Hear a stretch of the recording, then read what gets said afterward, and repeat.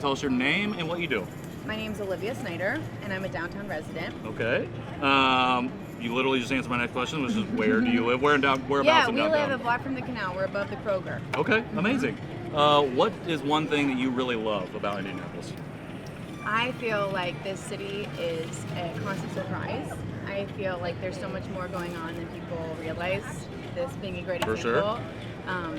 I am always blown away by just all the things that are happening. I think it's a little hard to know what those things are sometimes. Sure. I've gotten on some good email lists, so now I'm kind of keeping a pulse. Downtown Indy is a great one. I pay attention to all the street signs, and there's usually things advertised on the street, and walking around gives me that advantage. But there's always things going on. Yeah. But they're approachable. They're not so expensive or so hard to get to or so crowded or so. I've been to other cities that I love visiting, but it feels like you have to give so much work and effort to even make it to the concert. Sure. Whereas here, like, everything's there, and Yeah. people are nice when you get there, and it's not like you're fighting in a crowd or spending $30 on a cocktail. So Very true. I feel like there's just a lot of things that make them approachable for most people, and they're so diverse. So we'll go to the symphony one night and then a sporting event the next night. Yeah. Or there's just, I feel like there's a great arts community people don't know about. There's just a lot happening, but it's more subtle, and we're not showing your face about it. Very true. I like that. I like that a lot. All right. On the flip side of that, Okay. what would you like to see more of in Indianapolis? Yes, so I've lived downtown. We moved downtown in 2016, so Okay. it's been a minute, Yep. and I still love walking around town. I feel confident and comfortable because I've done it now for a long time. Sure. But it makes me really sad now that we're at a kind of a junction point where I feel like homelessness is a real issue.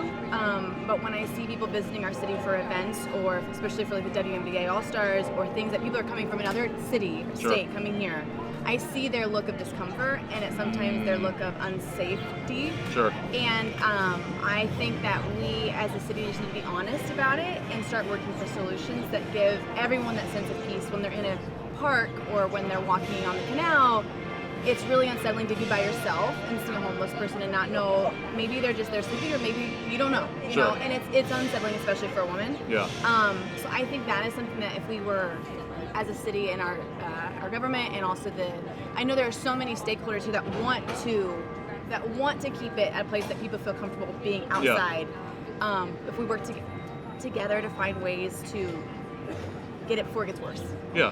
Well, and build on solutions and do that, like build from a foundation of solution-based thinking instead of just Exactly. like, we're going to move everybody and then not do anything else. Exactly, or just pretend it's not happening. I think Exactly. that right now we're just kind of pretend it's not happening. And Sure. I've been to cities where it's really, really hard to pretend. We're at a point where we can still kind of pretend. Yeah. We shouldn't be, though. But we shouldn't be. Yeah. And I feel like that's not a solution. Yeah. No, I agree. Okay, so on that line of thinking then, do you think there's a particular misconception or a biggest misconception about downtown Indy specifically that you think people have? I think people think it's sleepy. I think they call it nap town, as a joke, but they don't really think there's stuff happening. That's just a lie. That's false.